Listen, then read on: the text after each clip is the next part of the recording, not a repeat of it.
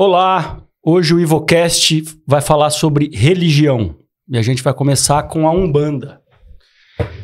Trago aqui hoje comigo minha amiga, que vai me ajudar na entrevista, Ana Cláudia Fossen, uma estudiosa do tema religião e psicanálise, correto? Correto. Então estaremos aqui hoje com muita satisfação recebendo Victor Rezag. Victor, ele é sacerdote, pai de santo do Templo de Umbanda, Flores de Iemanjá, aqui de Jundiaí. Isso. É isso aí? É isso aí. Então vamos lá, Victor, obrigado. Eu que agradeço. Muito obrigado. Um tema riquíssimo, né? A gente vai falar sobre muita coisa para falar. a Umbanda, a cultura, o papel social. Sim. Então nós vamos levantar a bola e você vai chutar. Sim, senhor. O senhor que manda. Fala um pouquinho sobre você. Bom, eu sou...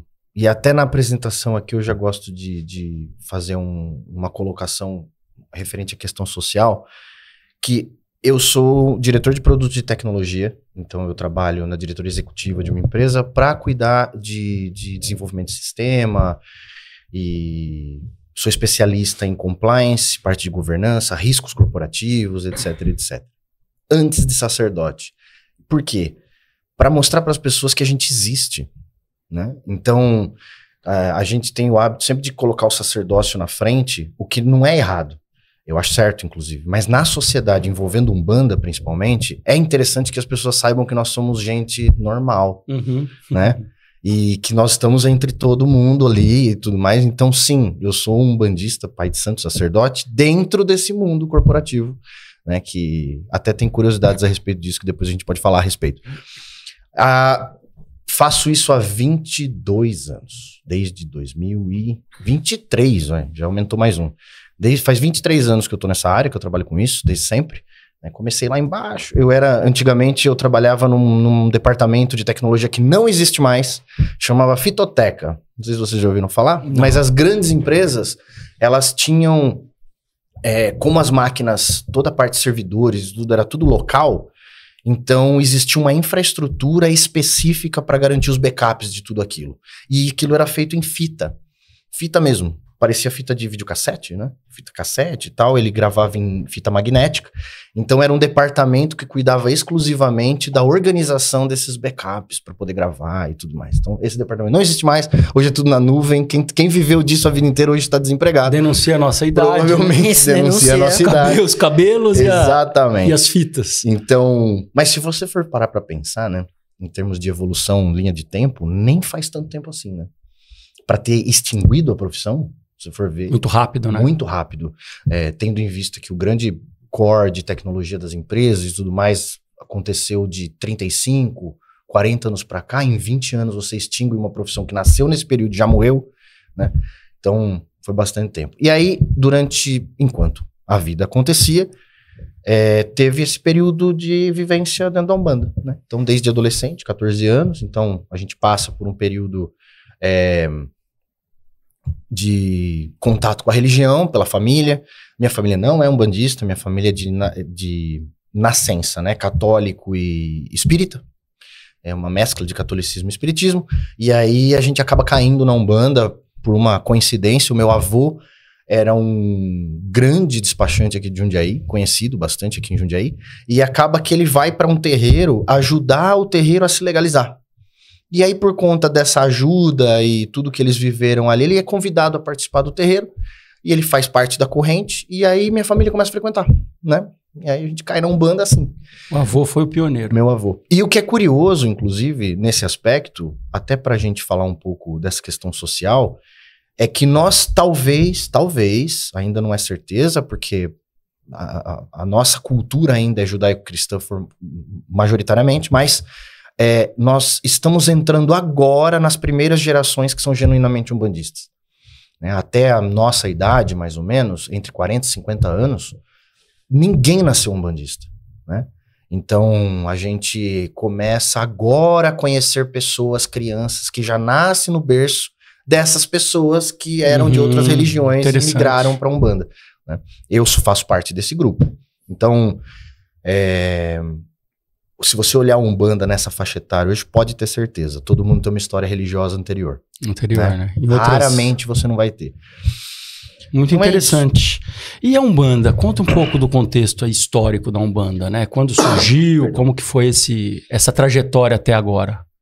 Comigo? Da Umbanda. Da Umbanda. Então, da religião. Aqui é uma coisa legal da gente estabelecer, porque eu tô aqui assumindo um papel, esse papel ele é crítico aqui, tá falando publicamente sobre isso, porque acaba que a gente fala em nome de muita gente e que envolve muitos contextos, então tentar sintetizar.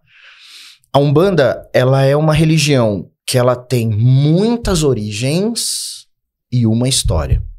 Então, aqui a gente já precisa estabelecer que quando a gente fala de religião e religiosidade, existem questões conceituais de natureza sociológica e antropológica que vão além da percepção de quem está vivendo aquilo, né?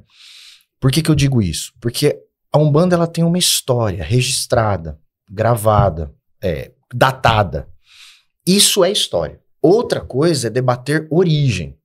Então, quando a gente olha um terreiro de Umbanda de frente, que você olha o que está acontecendo ali, que você olha a ritualística, que você olha o modelo, que você olha a reza, traduzida em música, quando você olha a instrumentalização dessa música, que é feita pelo tambor, você encontra a origem em diversos aspectos coloniais do Brasil. Então isso vem desde a origem afro, muito forte, e que existiam religiões antes da Umbanda que faziam isso já, e depois você tem também a influência ameríndia muito forte, que é a parte indígena. Então, a parte ritualística da natureza, somado a chás, ervas, defumação, a presença do fogo.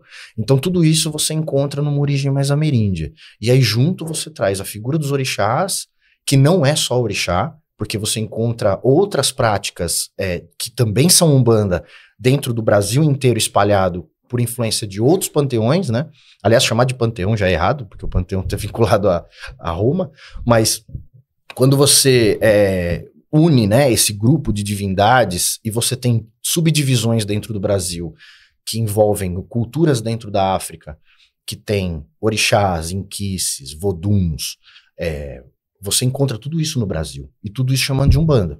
Então, você tem hoje Umbandas que chamam de orixá, você tem Umbandas que se relacionam com inquices, você tem Umbandas que se relacionam com voduns.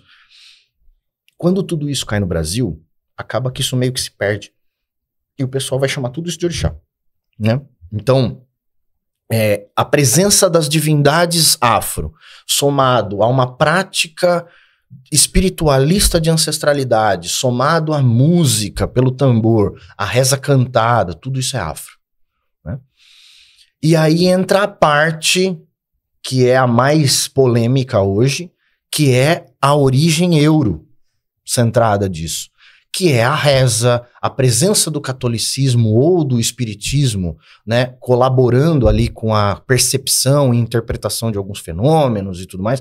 Inclusive, quando a gente fala de mediunidade, a mediunidade dentro do terreiro de Umbanda, ela é fundamental. Eu posso ser um religioso que não tem mediunidade prática, mas é por conta da filosofia e tudo mais, mas para a existência da prática religiosa num terreiro, num templo, a mediunidade é fundamental. Então, aqui no Brasil, por exemplo, é muito comum você encontrar os médiuns de Umbanda estudando mediunidade no livro do Kardec, né, do livro dos médiuns. Então, por quê? Porque mediunidade eu tô falando de técnica. Eu não tô falando do porquê, eu tô falando de técnica. Aí sim, quando eu entro nos porquês, é que a coisa fica complicada, porque a interpretação de um é totalmente diferente da interpretação do outro, né? Então, falar um pouco de Umbanda sobre origem e história, mais ou menos hoje você tem um marco, esse marco, ele torna a Umbanda institucionalmente algo aceito pelo Estado, que é a partir de 1908, na presença do Zélio Fernandino de Moraes. Então, é um médium que estabelece uma relação com aquele contexto social, muito influenciado pelo espiritismo, sim, nesse caso. Ele vem e traz todo esse... E ele institucionaliza. Por quê? Porque ele era de família militar. Então, em 1908, quando você pega recém-proclamado a República, o país até então era fundamentalmente, institucionalmente católico, oficialmente católico. você proclama a república, ele se torna laico. Não é bem assim, né? Porque uma coisa é você falar agora ele é laico, outra coisa é ele ser de fato. Sim. Né? Então não tem como você fugir de uma institucionalização sem passar pelo que está enraizado na sociedade. Não tem como. Visto que todos os cultos afro, antes de se chamar Umbanda, que já existiam, eles eram marginalizados. Né? Então, para institucionalizar, ele teve que vir por esse meio elitizado, que vinha dentro de um berço cristão, católico, formal, social, e ela se institucionaliza. Demora ainda demora. A gente encontra, nós temos... É fácil de encontrar até. Matérias de jornal da época, a gente consegue olhar que assim, 1910, 1912, 1920, você encontra a criminalização dos cultos afro, essencialmente. E é um tempo onde Umbanda já está fundamentado como Umbanda, né?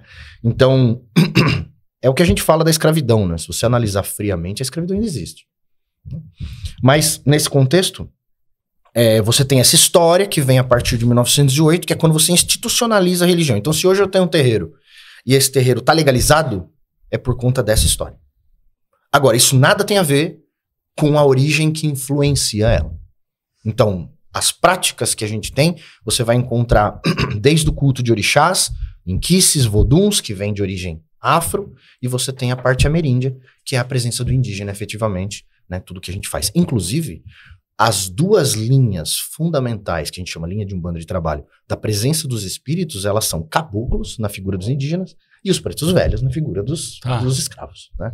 Então, não tem Umbanda sem essas duas figuras. Você pode dizer o que você quiser, mas sem essas duas figuras você não encontra Umbanda. Vitor, a Umbanda é uma religião, então, estritamente brasileira. Brasileira. Com, né? Brasileira. Pese a toda a influência afro ela e toda a origem. Afro, mas ela não é afro-brasileira. Isso é meio polêmico também. Porque quando a gente fala que ela é brasileira, dá a impressão que a gente está menosprezando o valor afro dela. Não é verdade. É que quando você chama alguma coisa de afro-brasileira, afro-ameríndia, afro... Ou, sei lá, pega empresas, né? Por exemplo, você pega uma empresa que ela é anglo-holandesa, né? Por que a gente coloca esses nomes? Porque ela representa a miscigenação cultural. A Umbanda, tudo que você vive na Umbanda... é brasileiro, não é afro.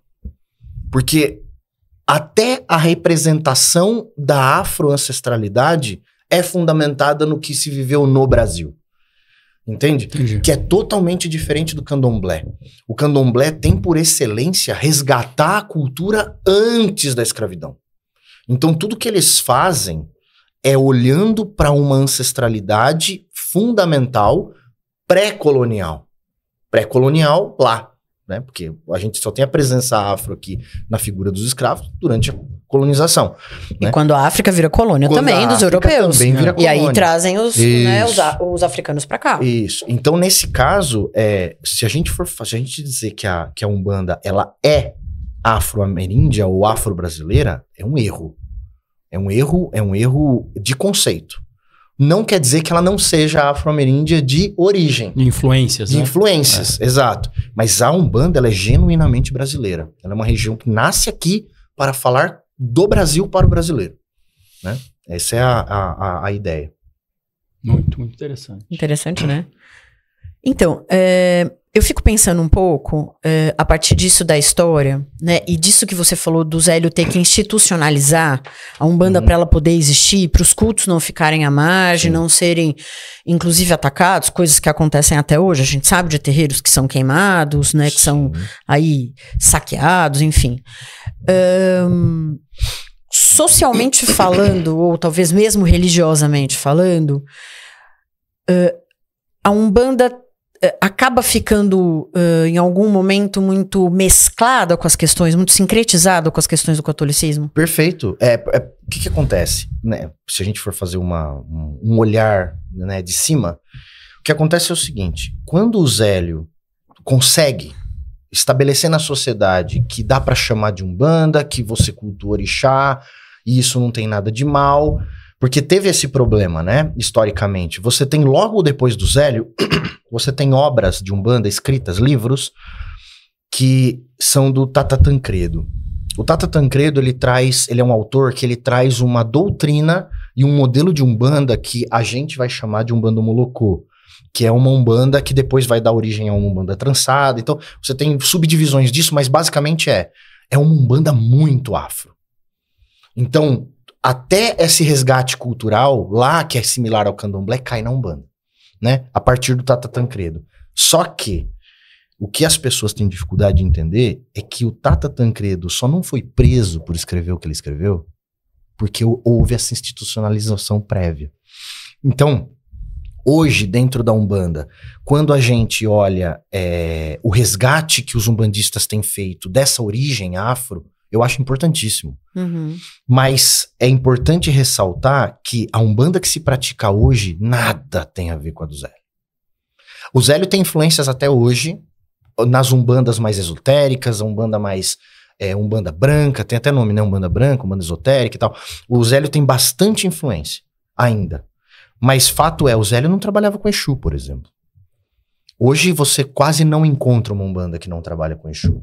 Então quando a gente olha, né, olhando hoje, falando, porque o Zélio, ele atrapalhou. Não. A gente nem precisa mais olhar para o Zélio para fazer a umbanda de hoje. Mas isso não quer dizer que essa história não existiu. Né? Então são coisas que a gente precisa entender socialmente, a importância disso, querendo ou não. Eu tô aqui falando disso abertamente para o público. Você não sofre consequência, nem eu, justamente porque isso aconteceu.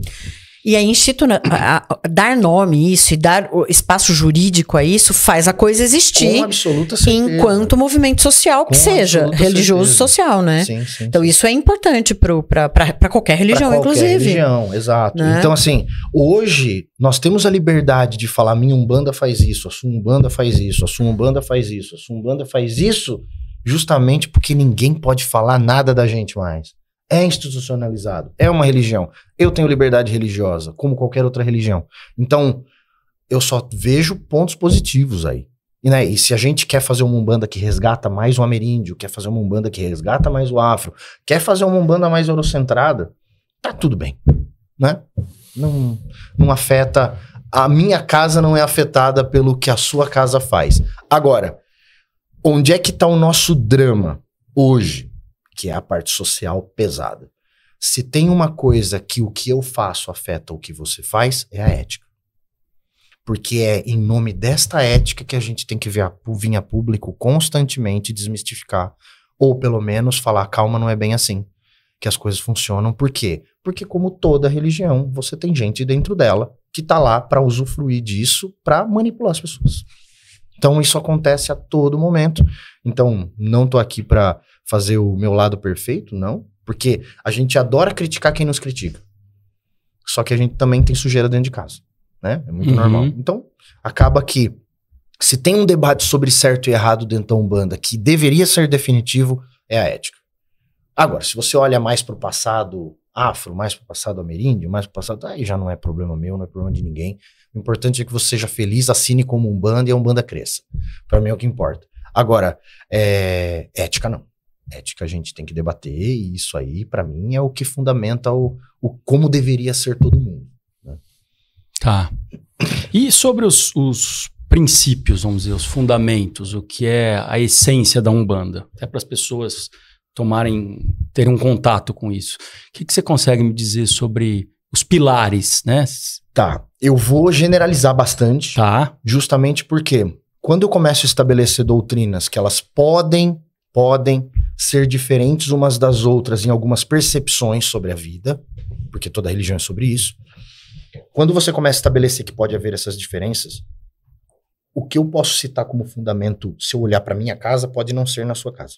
Então, de maneira geral, o que a gente entende como fundamento da Umbanda é a mediunidade de incorporação. Isso não existe Umbanda sem isso. Você também encontra a música. E aqui sim eu posso afirmar, música de tambor, tá, gente? Por favor, violão não. O tambor tem um porquê de ser, né? Toda mediunidade, ela é um transe. Não importa qual faculdade mediúnica você esteja trabalhando, ela vem a partir de um transe. Então, O tambor é justamente pelo ritmo. Então, se você quer trabalhar com instrumentos para fazer a sua prece na Umbanda a partir da música, dos cantos, tem que ser um instrumento de percussão. Tá. Tem que ser. Justamente porque é o ritmo que conduz o seu transe, né? Então, se você for encontrar isso numa cultura lá atrás, você encontra nos xamãs, etc. Qual instrumento estava na mão deles? O tambor. Por quê? Porque o ritmo, a batida, tum, tum, tum, tum. Em 5 minutos, ou você tá balançando a cabeça no mesmo ritmo, ou você tá mandando o cara parar, que você não aguenta mais. Porque ele te coloca em outro estado. Então, todo toque, toda música é tambor, tá? Obviamente, você tem outros instrumentos de percussão que podem colaborar e tá tudo bem. Mas violão, não, né? Tecladinho, não. Existe, mas não é fundamento. Por favor, né? Então, você tem outro aspecto que é fundamento da Umbanda, conexão com a colônia. Não existe Umbanda que não esteja vinculado a um Brasil colônia. Não interessa que Umbanda você tá fazendo, mas você tá falando de Brasil e você tá falando de marginalização. Uhum. Isso é inevitável. Então, tá lá o caboclo, tá lá o preto velho, todos representando figuras sociais marginalizadas que perderam a voz para que nós estivéssemos aqui hoje. Então, a Umbanda devolve a voz para essas pessoas arquetipadas, mas ela devolve a voz para essas pessoas. E aí, é engraçado porque eu vou repetir Caboclo Preto Velho aqui, mas o pessoal vai virar para mim e vai falar assim, não, mas tem baiano também. E eu vou falar, então, procure linha de baianos na Bahia. Não tem. Você vai encontrar linha de baianos no Sudeste, onde eles foram marginalizados. É mesmo? É.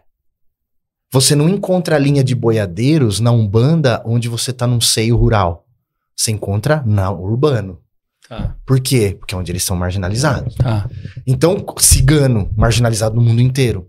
Então, quando você olha as linhas de trabalho, elas são todas vinculadas a uma estrutura social de figuras, e aí você arquetipa elas, né? Porque você torna um olhar genérico, ou melhor, um olhar geral, não genérico. Você arquetipa elas e ela representa a nossa história daqueles que, pra gente existir aqui, eles tiveram que não existir. Entendeu? Então, a Umbanda, ela devolve essa voz. Por isso que a entrada social da Umbanda ela é muito forte.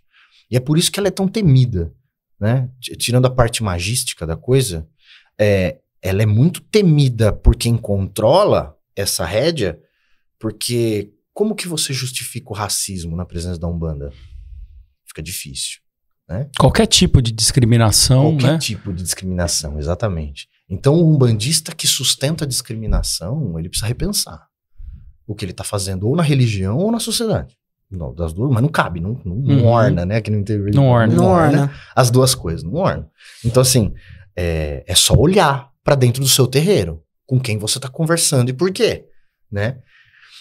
Então, quando a gente observa essa questão, então isso é fundamental também para a gente entender a religião. E mesmo a questão do feminino, né, Vitor? Porque assim, sim. Existem sacerdotisas na Umbanda, que em todo o histórico cristão não existe. Judaico também. Judaico também não existe, né? Os senhores do Sinédrio eram homens, né? Padres, bispos e papas são homens, as freiras têm aquele lugar bem do cuidado, né? Um lugar bem à margem, na verdade, de todo o funcionamento cristão. E hoje no Brasil a gente vê algumas igrejas evangélicas com pastoras empoderadas nessa posição. Mas geralmente as mulheres chamadas de pastora são esposas de pastor. De pastor. Que não é a mesma coisa. Exatamente. Elas não têm a mesma entrada, elas não vão a púlpito falar. Sozinho. Não nasce uma igreja sozinha na regência de uma mulher. Isso. Já na Umbanda, não. Inclusive as figuras mais relevantes. E aqui até vale a pena citar isso, tá? As figuras mais relevantes no candomblé são femininas. Socialmente falando. Já na Umbanda, não. Olha como a Umbanda ainda abraça e traz forte esse seio cristão para dentro dela, né? Você vai ver você não encontra autora de Umbanda de grande relevância. Tá tudo em figura masculina ainda. Por quê? Porque isso cai, querendo ou não, a Umbanda, ela traz o preconceito de fora para dentro dela também, né? Já no candomblé, não. candomblé que é afro-brasileiro, e aí sim traz essa estrutura cultural, não quer nem saber, a mulher está à frente na maior parte das vezes. Até uma coisa que eu cito no curso de teologia que a gente ministra, assista o filme Mulher Rei. Você me falou desse filme. Mulher Rei, com a Viola Davis. Isso, o filme Mulher Rei, ela é uma guerra, ela representa um momento de guerra entre duas nações afro, que é Daomé e Oió. Na cultura Nagode, de Omi-Yorubá, de onde vem os orixás, Oió é onde Xangô era rei. E Daomé é a casa de Oxumaré. Então é uma guerra entre dois povos que cultuam dois orixás diferentes. Masculinos. Quem que tá na frente da guerra lá? A mulher rei, né? Dois orixás masculinos. Mas quem tá à frente na guerra, quem lidera é a mulher. Então, na cultura afro, a presença feminina ela é muito mais empoderada do que na nossa aqui. Né?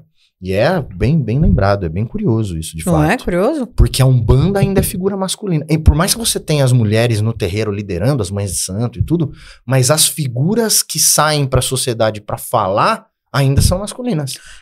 A literatura sobre Umbanda é masculina. Né? São todas masculinas. É o Rubens, o Cumino, o da Mata, o Tata Tancredo, o Zélio.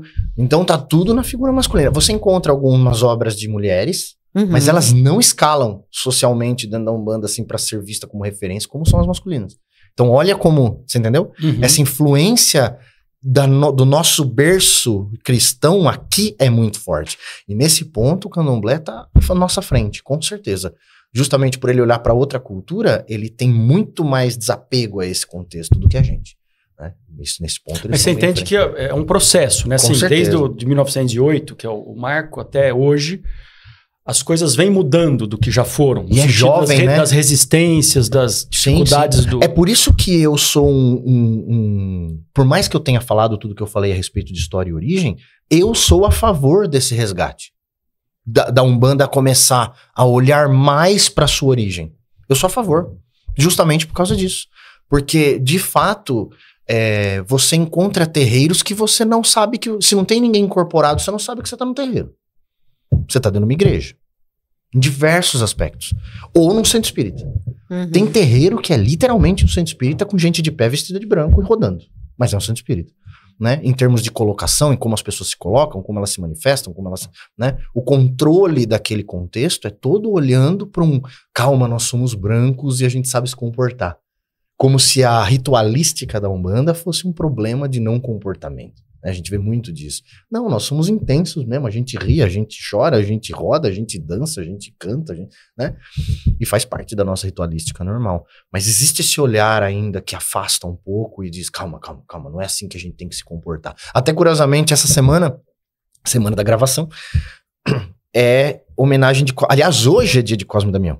Né? Hoje é dia de Cosme e Damião. Então os terreiros... 27 de setembro. Então os terreiros entre essa semana que passou e a próxima vão estar homenageando Cosme e Damião.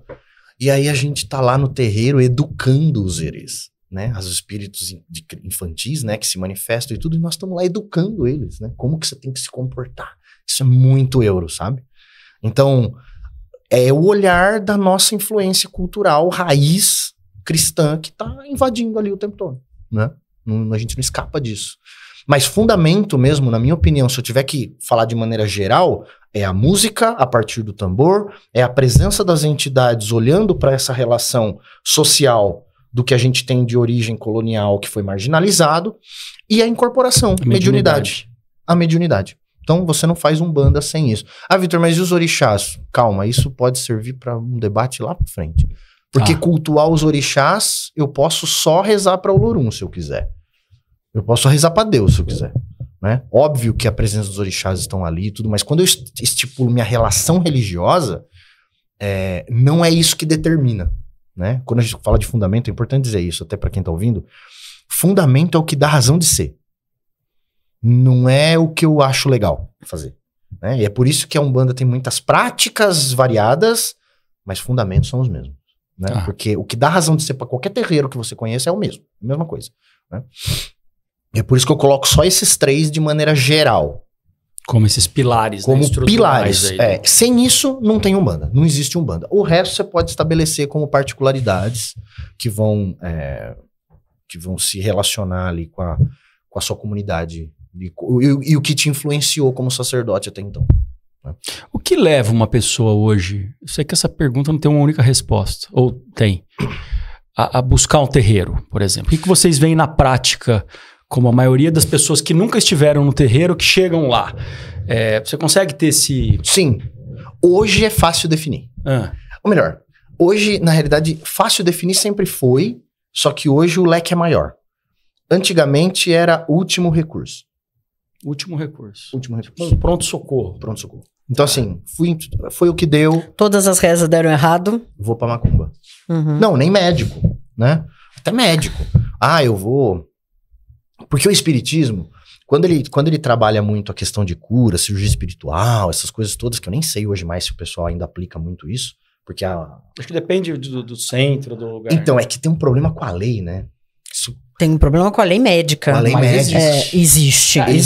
Não, mas clandestinamente ou de algum jeito. De várias formas. Mas essa palavra é fundamental, sim, clandestinamente. Sim. Porque antigamente o pessoal abria isso. Hoje, não fala mais, porque é crime, né? Em determinados aspectos e tal. Porque, na verdade, é prática médica ilegal. É considerado prática médica ilegal. Isso. Então, assim, a questão é... Antigamente, a Umbanda, ela era literalmente o pronto-socorro. E por que eu falo literalmente? Porque você tinha o espiritismo um degrau acima. Então, quando a pessoa tinha problema espiritual, ela não procurava na Umbanda. Ou quando ela achava que era espiritual, ela não procurava na Umbanda. Ela ia pro espiritismo primeiro. E aí, quando o espiritismo não sabia explicar o que estava acontecendo ali, o próprio espiritismo encaminhava pra Umbanda. Né? Então, a Umbanda faz o que nós não fazemos. Tem um quê de preconceito aí também, tá? Mas, e aí a pessoa chegava na Umbanda. O tempo foi passando e a Umbanda foi se estabelecendo. Então, o espiritismo e a Umbanda, eles meio que se dividiram entre dois tipos de mediunidade, o que não é verdade. Sempre foi o mesmo. Mas gerou-se essa mitologia de que a Ana, ela é espírita de...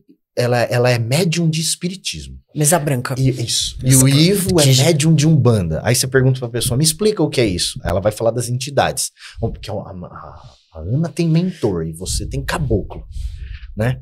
Quando na realidade também era uma forma de segregar. Como se um fizesse diferença do outro.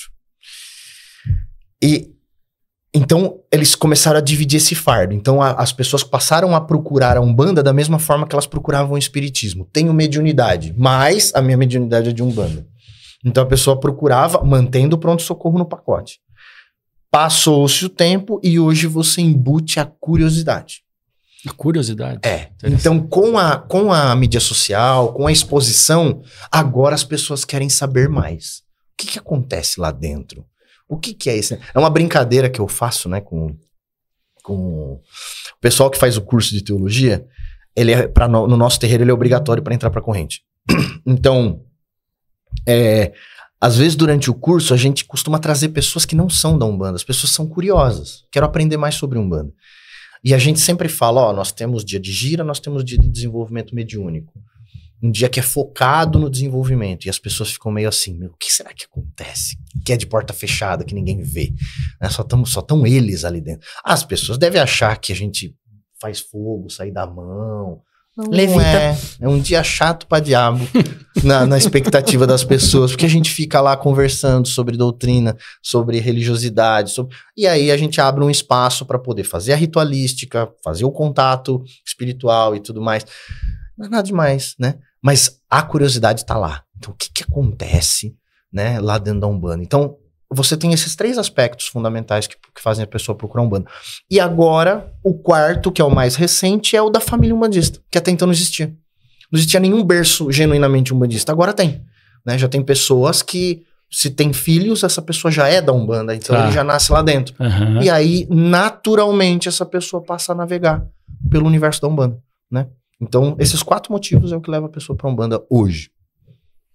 E, Vitor, quando você diz assim que aumentou, além da questão das redes sociais, né? Aumenta aí uma pregnância, né? Um aparecimento da Umbanda menos preconceituoso, porque eu acho até que com as questões de racismo e tudo mais, a gente vem podendo retomar um Brasil que é um Brasil de origem colonial. O Brasil é uma colônia. Uma colônia. O Brasil não se institui no mundo, ele não é descoberto no mundo e vira país. Sim. Né? E é feito de brasileiros. Os brasileiros, né, que eram uns índios, foram dizimados e foram educados, sei lá.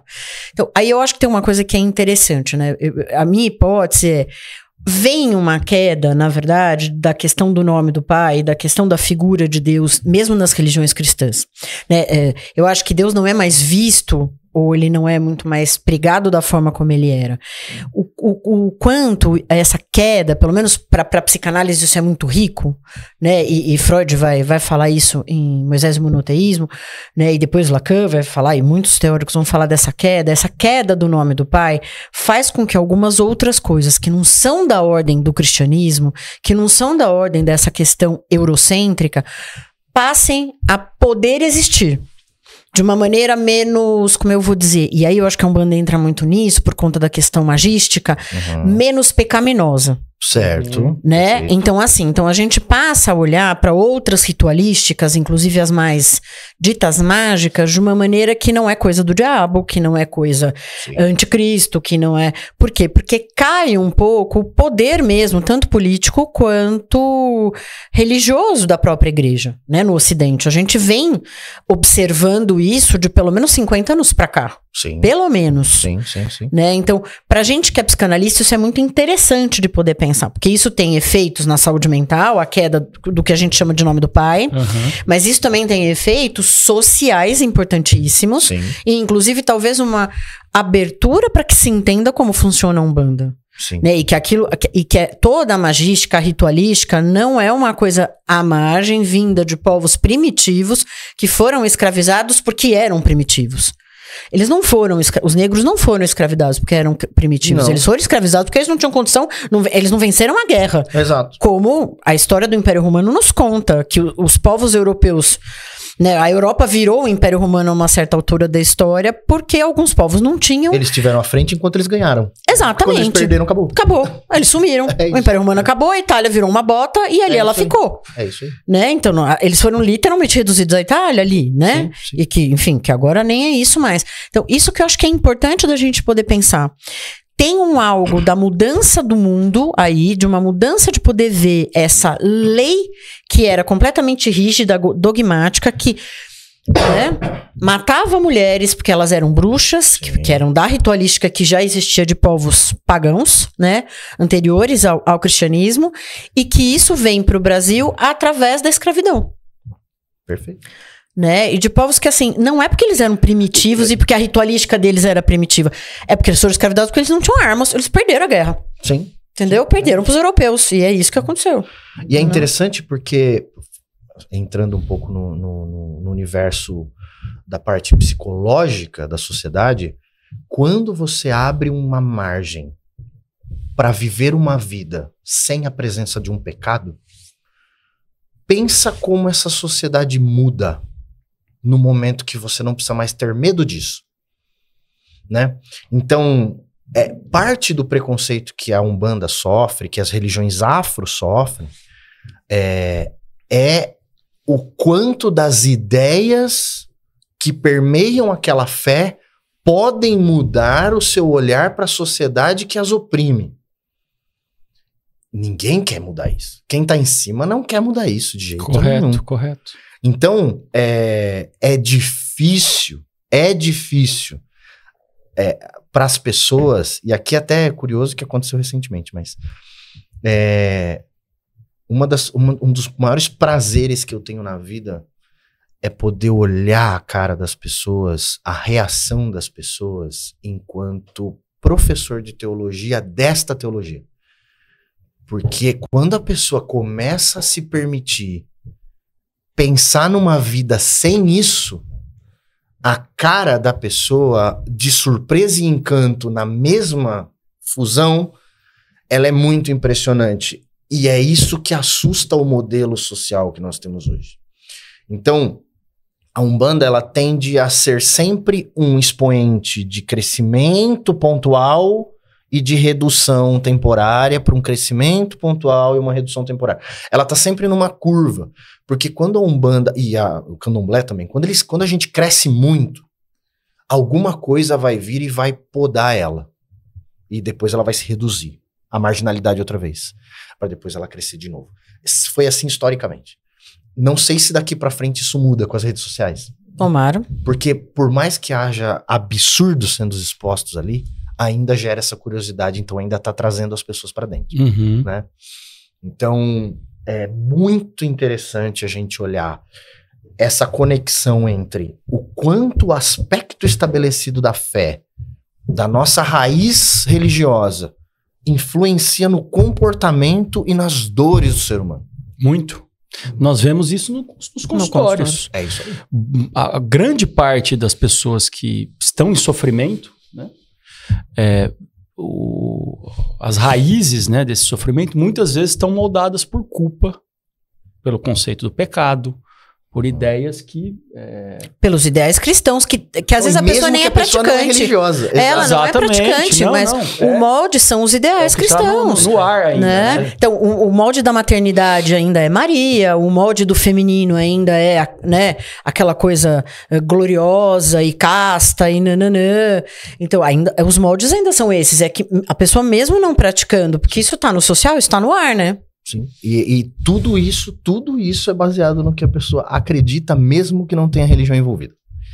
É aqui que o bicho pega. Porque, querendo ou não, se você vem a público dizer eu sou ateu, tudo bem, eu sou ateu. E aí ele começa imediatamente a estabelecer uma cartilhazinha moral, eu duvido que essa cartilhazinha moral veio da sua própria percepção. Veio olhando a sociedade que ele está inserido. E a sociedade que ele está inserido tem uma cartilha moral baseada numa religião fundamental. Não tem como escapar. Não tem viés, sem viés, né? Não tem como escapar. Então, assim, não tô falando que o ateu tem que acreditar. Não é esse o problema. O problema é o que é que a pessoa entende como fé. Aqui é que começa, na minha opinião, começa o problema fundamental, que é a pessoa acreditar que fé só é fé se tiver Deus no pacote. Não. Tá atrelado na cabeça das pessoas. Mas por quê? Né? Porque a cultura judaico-cristã sequestrou o conceito de fé e trouxe para exclusivamente religião. Então, até o ateu, ele diz, eu não sou uma pessoa de fé. Aí você fala, por que não? Não, porque eu não acredito em Deus. E quem te falou que fé tem a ver com Deus? Sim, eu sei quem te falou, o cristianismo. Você ateu tá dando uma resposta do próprio cristianismo. Porque a sociedade está construída em cima disso. Normalmente eu falo para essa mesma pessoa, quando você vai no cartório e você assina o documento que do lado da sua assinatura tá escrito dou fé, você tá falando para Deus que esse documento você tá firmando com Deus ou com o cartório ou com a justiça? Então, cara, você já perguntou pro cartório por que tá escrito dou fé do lado do documento? É porque você só assina o que você acredita. Senão você não assina. Né? Você só imbui força ali daquilo que você vai assumir as consequências daquilo no que você acredita. E um documento, se você não acredita nele, você não assina. É por isso que tá escrito dou fé ali. E as pessoas começam... E é a parte que eu falo que derrete, né, a cara das pessoas, quando eu falo isso no curso. A pessoa começa a olhar e fala, meu Deus... Porque eu fui uma pessoa que fui visto como pouca fé a vida inteira. Eu sou uma pessoa de pouca fé. E por que eu sou de pouca fé? Porque eu não rezava, porque eu não falava de Deus, porque... Então, sinto informar. Mas se você levanta de manhã, quando você tá deprimido, e vai viver sua vida, e essa sua vida, ela vai continuar te agredindo, e você continua de pé, e você não desiste, é porque você tem muita fé. E não precisa ter Deus nisso aí.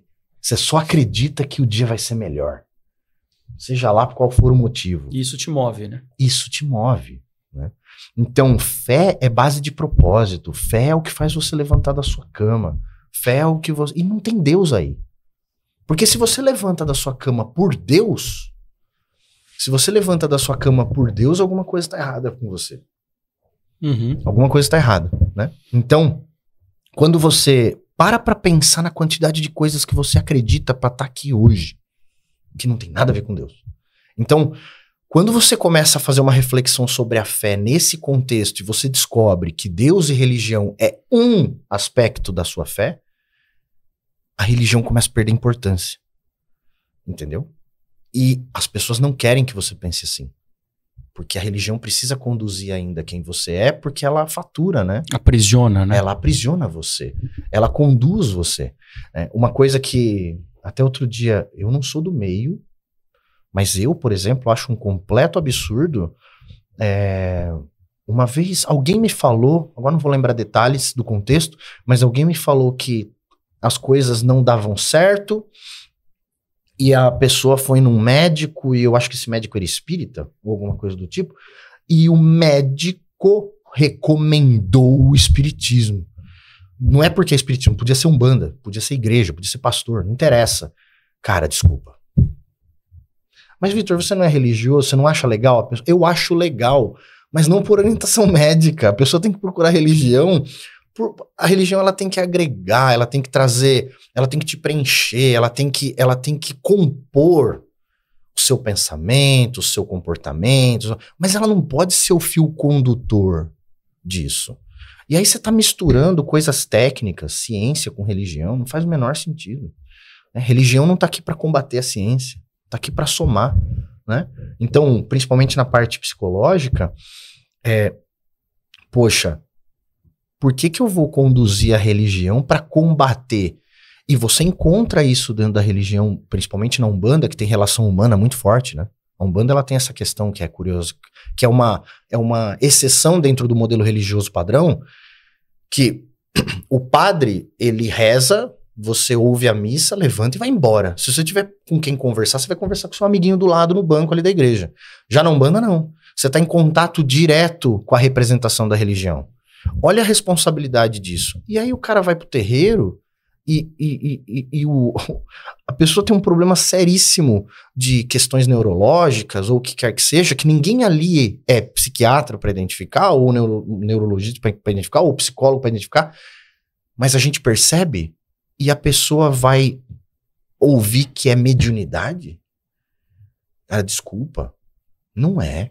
Entendeu? Não é. Essa pessoa vai passar a viver em dor constante, em busca de uma salvação, em busca de uma melhora, por conta de um abstratismo, né? Não, essa pessoa precisa de tratamento fundamentado, direto, técnico, científico. É isso que essa pessoa precisa. Porque às vezes vira uma mistureira, né? E na cabeça de quem recebe essa informação, esse direcionamento... É perigosíssimo. Isso é perigoso. É perigosíssimo. Na cabeça de quem tá em sofrimento, né? Exatamente. Por isso que eu falei da ética, entende? Por isso que eu falo, quer debater comigo que é Umbanda certa, Umbanda errada? Vamos debater ética. Sim. Não prática. Vamos debater ética. Então, quando a gente entra com a fé e a gente começa a estabelecer uma nova relação com a fé, e a cultura afro faz isso, a cultura ameríndia faz isso, cada um do seu jeito, mas definitivamente não é cristão, a sociedade muda. E isso é difícil de entender no nosso meio, o quanto isso pode ser nocivo para quem manda e positivo para quem obedece.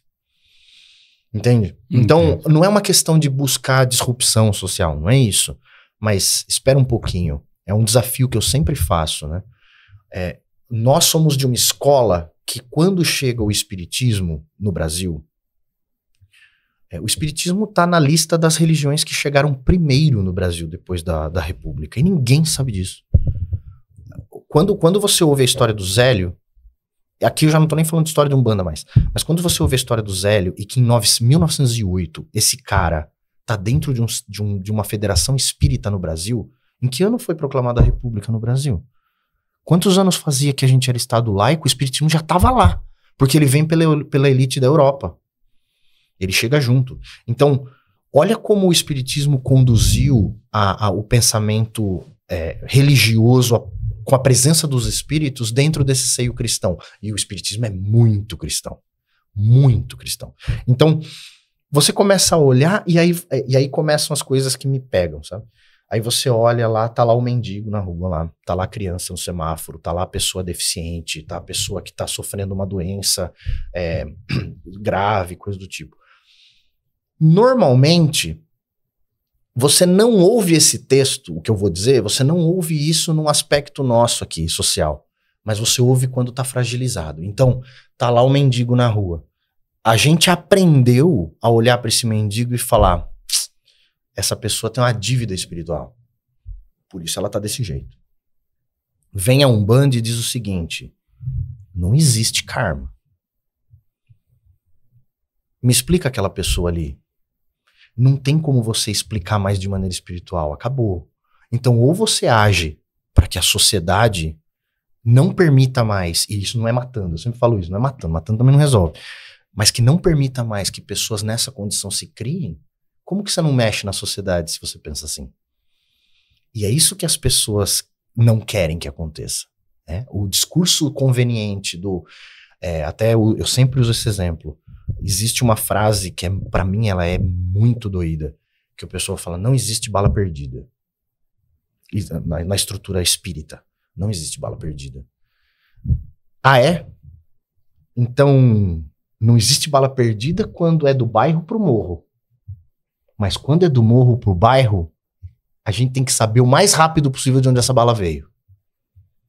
Então você começa a entender que essa fala, apesar de ter embutido questões espirituais ali, você começa a entender que ela continua perpetuando a ideia da fundamentação cristã na sociedade e tal. Aí vem a Umbanda e fala, não tem nada disso. Não tem karma. Vamos tentar entender por que essa bala tá voando por aí? Eu acho que é mais importante. Por que a bala normalmente sai daqui e vai para lá e não o contrário? Vamos começar a entender? Se você começa a aplicar isso em reflexão social dentro do âmbito religioso para refletir na civilização, não tem como você não mudar o mundo como ele é. Essa disrupção, que nem é o objetivo, mas é só uma reflexão, já começa a ser nocivo para a sociedade, como ela está estabelecida, mas ao mesmo tempo, psicologicamente, isso é enorme. É gigante. Não, e se a gente for pensar teoricamente... pensar na regra kármica, né, assim como ela está definida pelo Kardec ou por qualquer coisa, é completamente contra a ideia de livre-arbítrio, que está na Bíblia, inclusive. Que não é uma invenção do Kardec, o livre-arbítrio, né? Não foi o Espírito da Verdade que trouxe isso para cá. Quando você pensa em karma, você pensa em destino. Sim. E destino é fechado, é script fechado, né? Tanto que muitas pessoas dizem assim, onde é que eu assinei esse papel? Eu assinei o papel em branco. E aí, convenientemente, você não lembra. Esse é o detalhe, né? Então, eu acho que, psicologicamente falando, é muito libertador você pensar que existem consequências dos teus atos aqui e agora e que você pode mudar estas coisas. E que são os que importam. E que são os que importam porque tem um presente.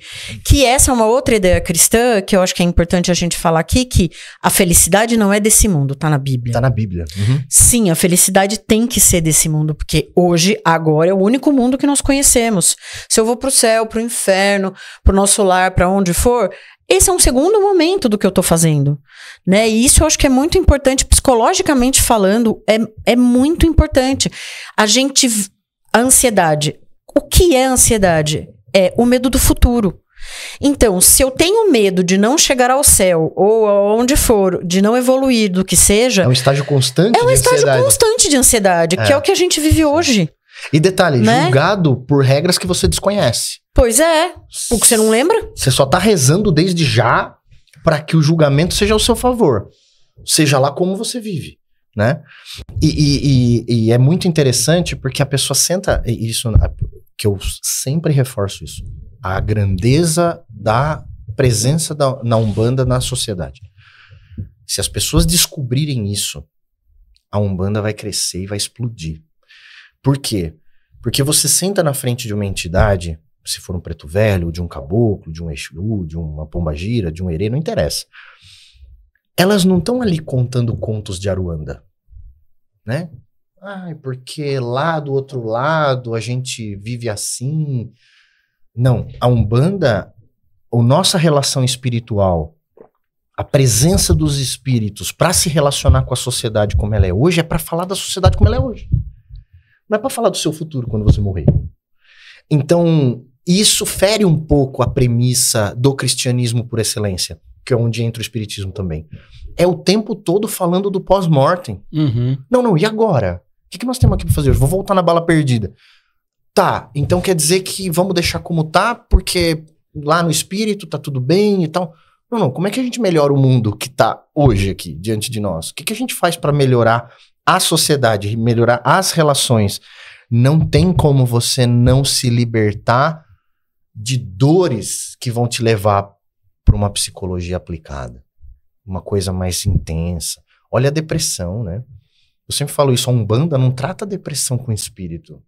A Umbanda trata a depressão com acolhimento, né? Nós não estamos lá para desobsediar a pessoa que está deprimida. Não, eu tô lá para dar um abraço nela. E mesmo para não fazer oráculo, né? Também tem isso. Tem a área que todo mundo gosta, que isso é muito interessante no ser humano, que é a parte oracular. Sim. De toda e qualquer religião e de toda e qualquer prática que se presta a isso. Tarô, o que seja. Né? Que assim, vai adivinhar o meu futuro. Pronto, ansiedade na certa. 3 gotas de Rivotril depois do tarô. Quando é que, na verdade, vai acontecer tal coisa? 3 gotas de Rivotril, porque você vai ser ansioso isso aí. Da leitura de tarô. Não, e o pior, normalmente não vem com data, né? Então você vai esperar pelo resto da vida aquela ocorrência, seja ela positiva ou negativa, porque as pessoas acham que a ansiedade é só coisa negativa. Não. Se você recebe um oráculo que diz, ano que vem é a prosperidade, hein? E aí? Aquele meme da internet que fala, quero datas para que os humilhados se tornem exaltados. Por favor, data, né? Data, por favor, queremos datas. Então, assim, a gente não consegue desvincular tudo isso que a gente tá falando do aspecto da fé. Ele é fundamental. Então, o que você acredita é a forma que te conduz diante dessa sociedade. Não tem como escapar. E aí o acreditar não tem a ver com Deus. Só que, dentro de uma doutrina religiosa, essa relação com Deus influencia muito. Então, se você é uma pessoa de religião, que você pratica ou vive uma religião, a premissa é que você olhe para o mundo a partir da filosofia que aquela religião promove de como você vê ou deveria se relacionar com o mundo. Se ela é uma relação de dor, viverá em dor. Se ela é uma relação de liberdade, viverá em liberdade. Isso não te deixa alheio às consequências dos seus atos. Eu não estou preocupado se eu errar aqui, eu não estou preocupado com o que vai acontecer comigo depois de morrer, eu estou preocupado se eu estou ferindo a lei, se eu vou ser preso. Não, se eu vou pagar uma multa. Então eu já tenho questões materiais aqui para dar conta dos meus erros e acertos. Uhum. Se eu ficar vivendo só olhando para lá, vocês vão ter trabalho pro resto da vida de vocês com tranquilidade. Que é o pessoal que não sabe o que tá acontecendo, não quer saber, não olha para si agora, porque afinal de contas, quando eu morrer, e aí a ansiedade é constante, a depressão é constante, o sofrimento é constante. A sensação de menos-valia é constante. A frustração é constante. A frustração consigo mesmo, enfim, com a vida, é constante. E você pergunta pra essa pessoa, me diz o que é viver bem. E ela vai falar, viver bem é garantir que eu viva bem depois de morrer. Puxa vida. Uma caderneta de poupança. Que você literalmente não sabe se ela tá lá. Né? Então, uma outra coisa que eu deixo aqui também para quem estiver ouvindo, não é crime você não ter certeza do que você crê. Não é um crime. Porque no momento que você adota esse pensamento e fala, o que eu ganho acreditando nisso? E a resposta for pro depois de morrer, você tá ferrado. Tá ferrado, porque você não tem garantia nenhuma. Então, o que você crê tem que te trazer resposta pro que você vive hoje. Pro agora, né? Pro agora. Então, a religião, a boa religião... Quer dizer, toda religião é boa. A boa religiosidade, ela é você trazer o que tá ali pra uma filosofia de vida do agora. Não do depois. Pro campo prático, né? Pro agora. Né? Senão, eu te pergunto... É brincadeira que eu faço lá no terreiro. Quando você levanta do seu sofá, da sua novela, pra ir pro terreiro numa sexta-feira... Quando você diz não pra um happy hour do seu trabalho, numa sexta-feira à noite, pra ir lá pro terreiro, se você não souber o porquê você tá fazendo isso, não vá. Se você tá com dívida, acha que você tá devendo, se você acha que isso é uma garantia de um pós-mortem, não vá. Eu quero saber o que melhora na sua vida hoje, você estando lá. Senão, não faz sentido. Né? Então, essa condução por esse olhar do hoje, do presente, vamos viver o que tem para viver agora, vamos melhorar o que tem para viver agora, Não tem por que você ser religioso. Porque são dois aspectos. Um que é esse às vezes na cabeça das pessoas, do futuro, né? O futuro vai ser melhor e esse pós-morte.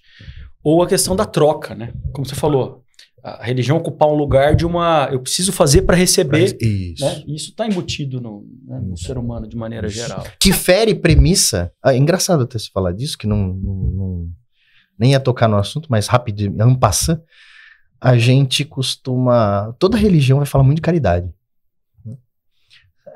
E aí eu pergunto, que caridade é essa que eu só faço se eu ganhar alguma coisa em troca? Exatamente. Essa é boa. Não é? Então, tá lá na frase do Espiritismo, nada contra, gente, mas tá lá na frase do Espiritismo, fora da caridade não há salvação. Então não é caridade. Se você tá fazendo pra se salvar, não é caridade. Porque a premissa é que você faça só por ser. Até uma coisa que eu falo muito no meu curso é, caridade e amor não é algo que você faz, é algo que você é. É postura. Postura de vida. Né? Ou você é assim, ou você não é assim. Não se faz, você não filma a caridade. A caridade está nos pequenos atos. Não é sentimento, não é prática, é postura, né? É postura. É um estar ali. É postura. Então é o que eu falo pra você. Eu não filmo lá no terreiro, a gente não filma a gente dando um abraço numa pessoa deprimida e falando, olha que lindo ato. Não é caridade isso, cara. Ao contrário, quanto mais isso for invisível, mais caridade é. Talvez quando for orgânico. Mais orgânico. Mais orgânico é aquilo que é muito do espontâneo, do natural, né? Exatamente. Então, tá ali, tá posto. E aí, olha que interessante. Pergunte para as pessoas por que elas fazem caridade. É para depois de morrer. Não é para agora. Então, perpetua-se uma estrutura social onde, para eu ser caridoso, eu preciso de gente que precisa de caridade. Você entendeu? Uhum. Porque se essas pessoas deixam de existir, como que eu vou ser caridoso? Mas é uma caridade de fazer. Se é uma caridade de fazer, então é objeto e objetivo, né? Então, eu preciso que essa relação se perpetue para que eu tenha para quem dar marmita. Para que eu tenha para quem dar agasalho. Para que eu tenha para quem... E filmando. Né? Agora com o celular, filmando. Né? Então, eu não. Eu quero fazer caridade numa sociedade onde isso não exista. Né? Quanto melhor for, melhor. Então, é o hoje. O hoje é onde a gente aplica a nossa religião, efetivamente. É viver o hoje, né? Então, para as pessoas, é importante sempre ressaltar. Pense no que você acredita e por que você acredita. Se tiver a ver com uma vida que você não vive, pare. Vá acreditar em outra coisa.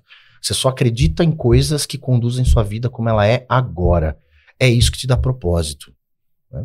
Estar aqui fazendo o podcast é porque você acredita em alguma coisa. Senão você não faria. Você não investiria para fazer, seja lá qual for o seu objetivo. Isso não importa para ninguém aqui. Mas o importante é, se você levanta, vem aqui, paga, banca, prepara, convida, monta a pauta, é porque você acredita em alguma coisa. Senão você não faria. E não tem nada a ver com religião. É isso aí. É sobre isso. Muito bom. Bom demais, né, Ana? Uhum, perfeito. Eu adorei. Muito bom. Gostei muito. É só tudo isso? É só tudo isso, Vitor. E teremos agora o episódio com a Érica. É o crítico. A gente vai continuar falando da Umbanda. É, porque nós vamos pra prática. Vamos pra prática. Agora nós vamos saber como a coisa acontece. Episódio 2. Isso aí. Gente, Victor, muito obrigado. Viu? A gente agradece. Muito obrigado. Victor, muito. Obrigado. Estamos à disposição. Obrigada, amigo, pelo convite. Você é demais. Estamos à disposição, então...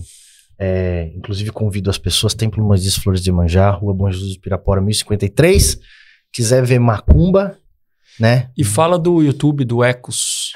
Nós temos um canal no YouTube, ele tá estagnado agora por um tempinho, mas nós temos 4 episódios gravados lá. São ótimos, de um programa chamado Ecos de Umbanda. Uhum. Então, são 4 episódios que nós temos mais gravados, a gente só precisa fazer a postagem, mas que falando de Umbanda e falando sobre religiosidade e fé, né? Não só no aspecto de Umbanda, mas é bastante importante que a gente tenha a oportunidade de conversar sobre religião e religiosidade. Eu acho que as pessoas estão trazendo isso muito traz de maneira muito natural o que deveria ser mais pensado.